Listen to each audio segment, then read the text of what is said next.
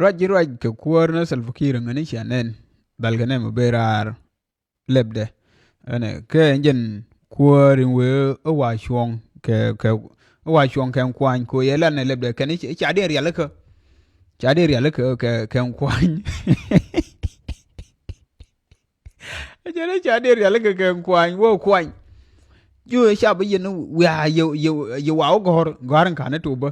ye wow gor wiaka ye wow gor na ngwan ha we na ngwan ye wow gor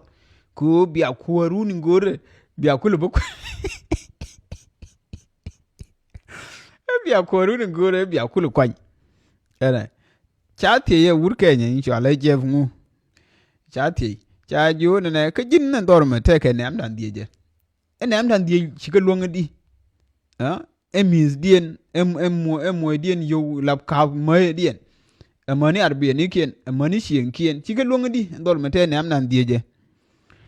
che lui che wen ne ndor wo bete ke nam dan die sheje ne ladje wo mer bishir ne larje me san ke mal ta jo wure eje te ke nam dan dieje enjinu ba sudan ke kui mala she wo mer jo kama bete ke nam dan dieje ndor bo luong di ada cha jo mer ne tilere bi luatin ene enje ne chidor chiko te ke nam ni dan wo lui di la vice president ni dan die chababen no jana ju endor te ke ji bol mande jen bad te kurba kel wuje die la 650 members of parliament jen bakel kur dam bakel kur de jen bakel wuje die en jinu sudan matine na wala ya dan wol bas te ke en pindo dia telar ke lo ar kulu ne ken dia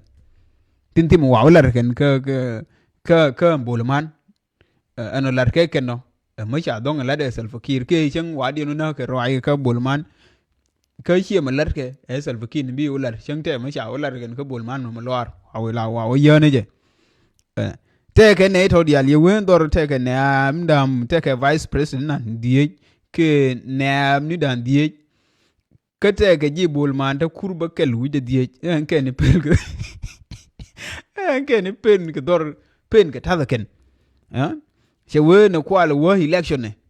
ma en ji bulman da kurba kel wi de die ba thangin ba bo wi bi ne amni ti dan die ti ba sangin ba bo wi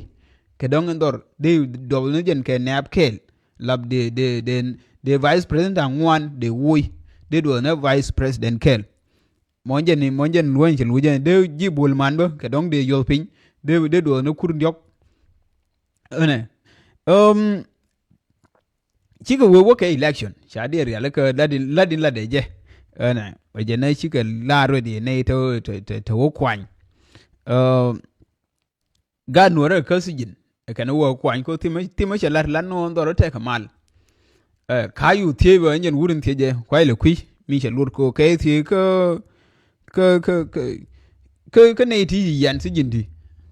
kamo yena we are elections on chelano kon yada real ka